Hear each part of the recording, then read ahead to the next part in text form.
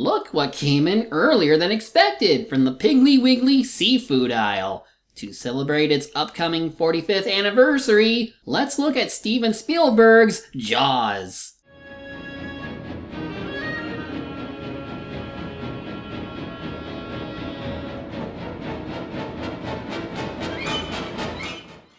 Jaws was Spielberg's first major blockbuster, a midpoint between his modest beginnings with Firelight and the Sugarland Express, and his eventual ascension into superstardom with Indiana Jones, Jurassic Park, and much, much more. It succeeded for a number of reasons, like from adapting Peter Benchley's bestseller 1974 novel of the same name, playing into the audience's fear of sharks, and timing its release in the summer of 1975, when most movies make their money. It couldn't have been a more perfect storm. So on a budget of $9 million, it made back over 50 times that amount, over $470 million at the box office. It isn't without its share of production troubles that I'll try to bring up if needed. But otherwise, let's dive into open water and greet the jaws of death ourselves. Right away, we begin with one of the most recognizable themes in any horror film,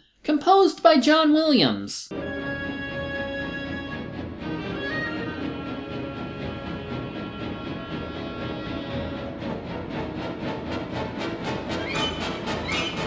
Then we cut to a bunch of adults, or possibly college students, partying it up on the beach. You know, like you do. Eventually, this one girl named Chrissy, played by Susan Baclini, goes off with this one drunk guy to go skinny dipping. And after some nice build-up shots, we get our first major attack of the film.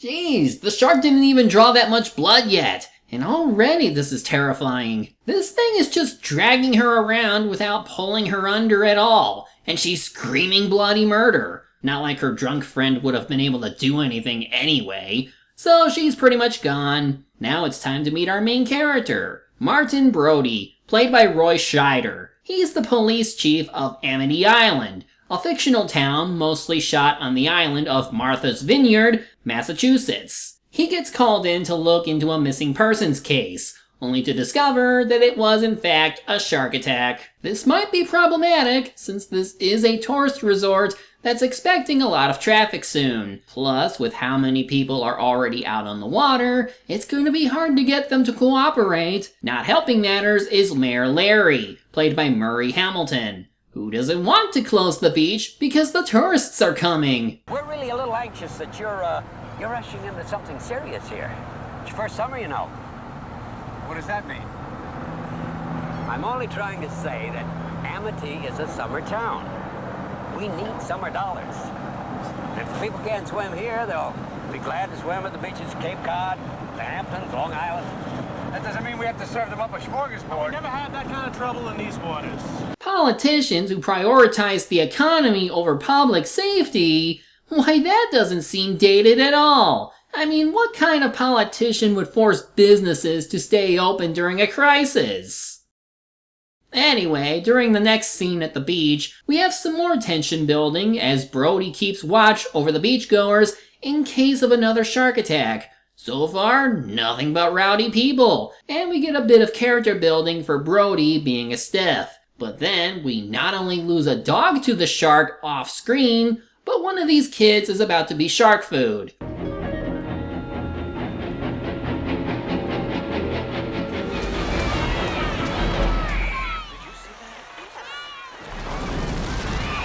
If I recall, kid deaths were rare in older films like this. Either way, this was quite the bloodbath. Naturally, the mother learns about this and puts a bounty out, but will anyone listen to Brody's request to shut down the beaches? Haha, not everyone likes that idea.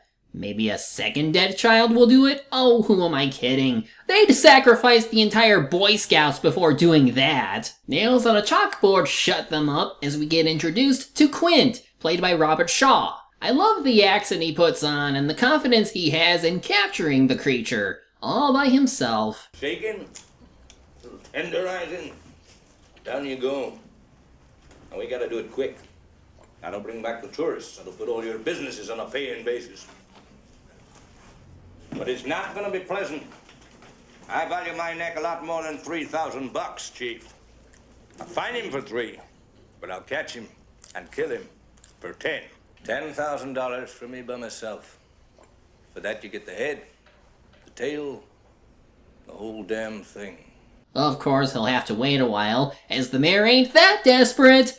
For now, we get more of Brody and his growing paranoia. It doesn't help that he too lives by the ocean, and his kids like using the boat he got them. But his wife Ellen, played by Lorraine Gray, is at least sympathetic toward his concerns. Michael! Did you hear your father? Out of the water now!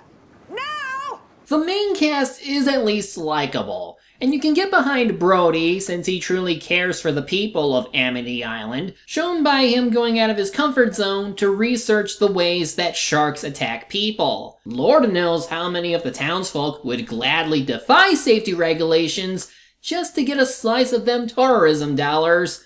They're just asking to die, and this shark is more than happy to oblige. Charlie, take my word for it. Don't look back. Swim, Charlie. Swim. Come on, Charlie. Swim. Come here, Charlie. I can't get up. I can't get up. I can't get up. Come on, help me. Come on, help me. Get your feet out of the water. Get your feet up. Never mind.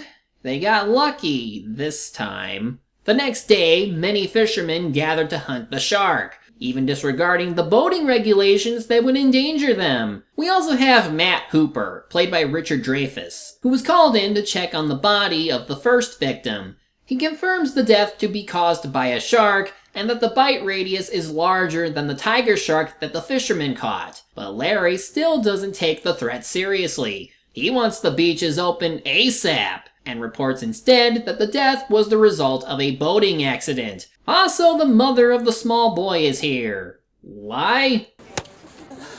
I just found out that a girl got killed here last week. And you knew it. You knew there was a shark out there. You knew it was dangerous. Then you want to hit Larry, since he's the one who wanted that covered up. Brody wanted the beaches closed since that incident. But you let people go swimming anyway.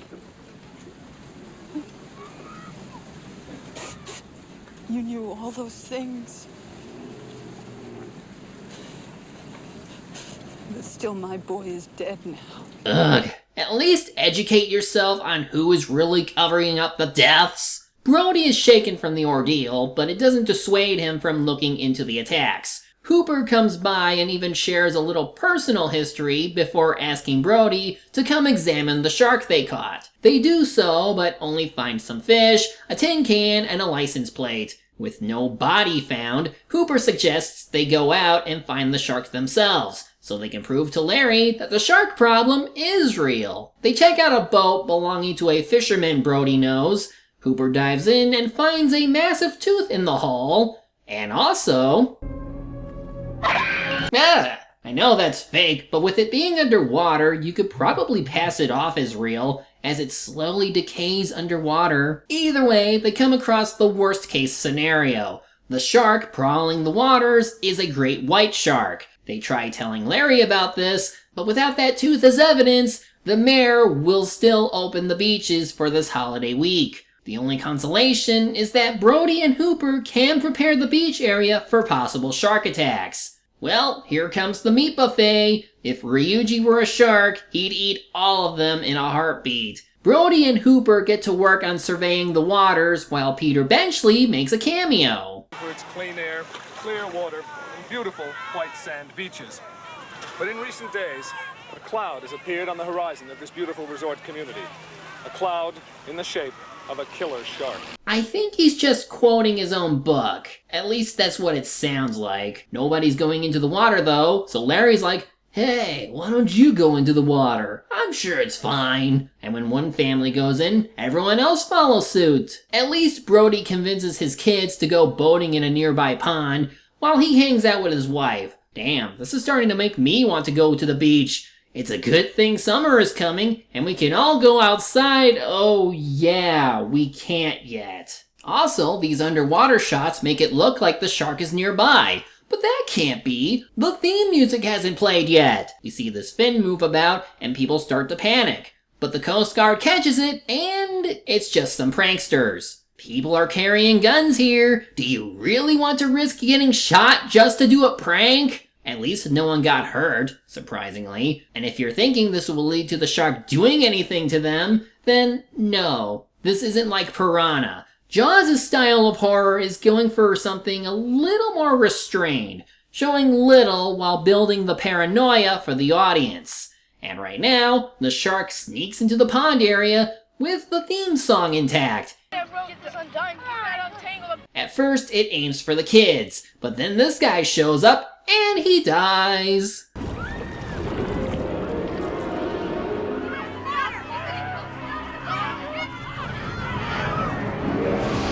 Fortunately for the shark, he swims away after going for that one person. And Michael's fine, he's just in shock. By this point, Mayor Larry is reeling from the fact that the shark threat is real, and he takes up Brody's request to hire Quint, the shark hunter.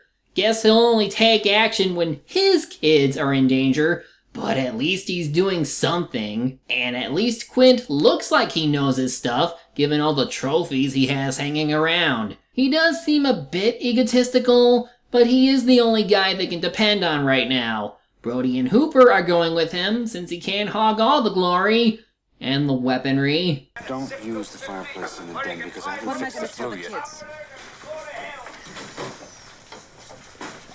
Tell them I'm going fishing. If you see a shark, Hooper, swallow. Up periscope. Ring for depth charge. Stand by fire drill. Damage control. The rest of this movie is spent out on these open waters, occasionally moving from the exterior to the interior of the ship, while also establishing the team's dynamics. Hooper's trying to be rational, Quint is trying to boost his ego, and Brody just wants the job done. But that requires the shark showing up. And speaking of... I can go slow ahead. Come on down and chum some of this shit.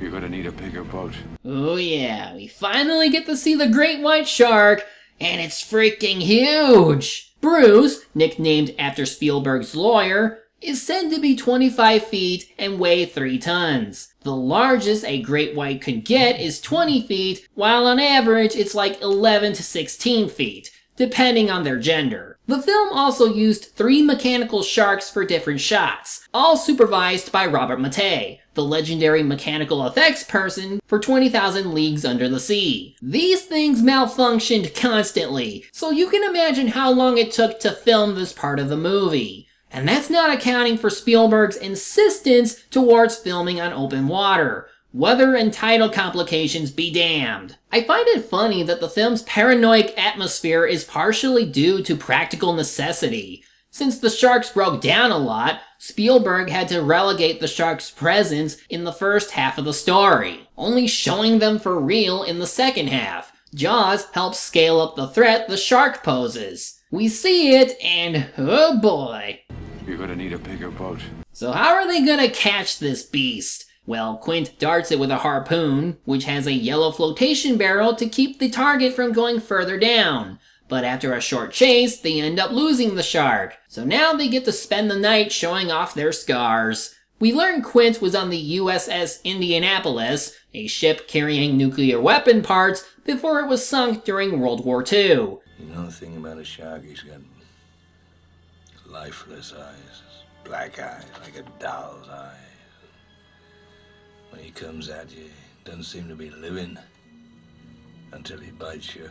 And those black eyes roll over white, and then...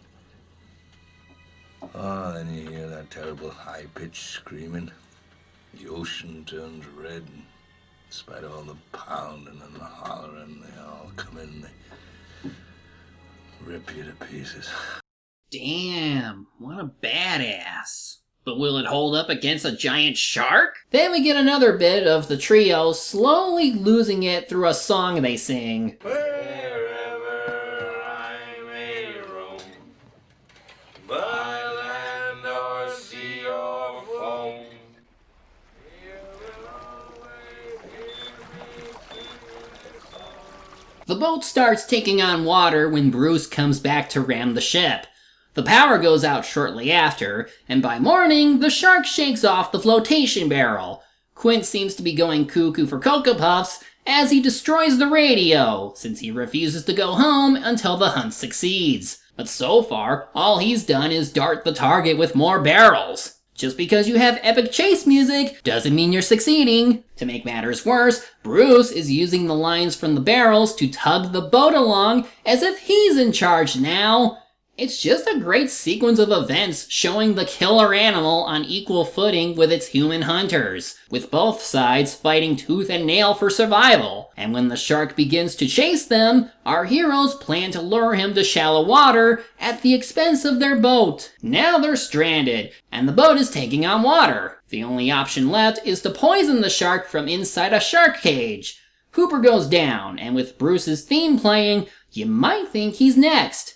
He loses the needle required to kill the shark, but in a surprising twist in killer animal media, he gets away. Yep, no death yet, but we'll fix that in a minute, because Bruce launches himself onto the boat to sink it. Quint ends up sliding down, and there it is.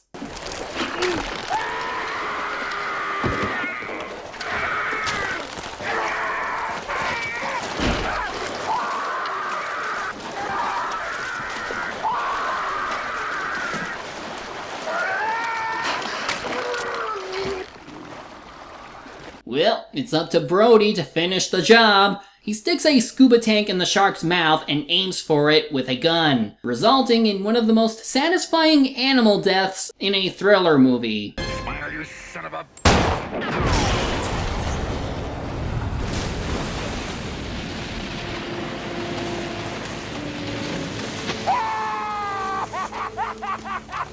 A far better explosion than what would have...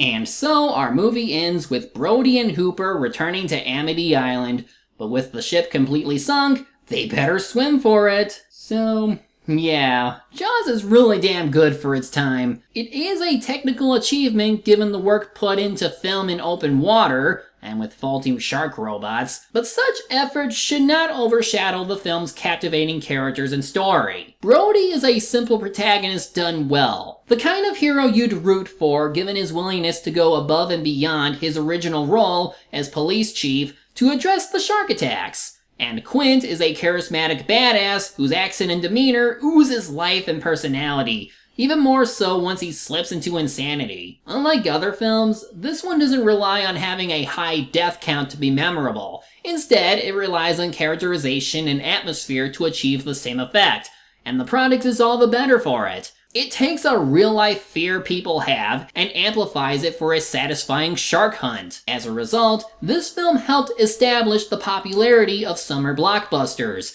and it spawned its share of knockoffs and derivatives that followed its formula for writing thriller and horror. We already looked at 2 such examples, and there's at least one more I plan to cover this year. What's fascinating is how the movie was so pivotal in portraying sharks as the proverbial satans of the depths, leading to people hunting them down and calling their number significantly after 1975. It's fair to wonder whether the world would be a better place if Jaws never became a culturally significant work. Peter Benchley admitted he wouldn't have written the original novel had he known what sharks were really like, and he did spend the rest of his life advocating marine and shark conservation until his death in 2006. At this point, the genie is out of the bottle with regard to Jaws, so the best that could be done now is to protect whatever is left of the shark population. But never let it be said that Jaws is overrated as a movie. No way in hell. It might be dated on some technical levels, But with a strong cast of characters and an engaging story, its effect on cinema is timeless. And it's a good thing that it was self-contained and no one attempted to expand upon its own universe. Oh, god damn it, why? I don't know if I'll do those, but we'll see. Until such a day, I'm the Media Hunter, media's my prey, and reviewing them my way.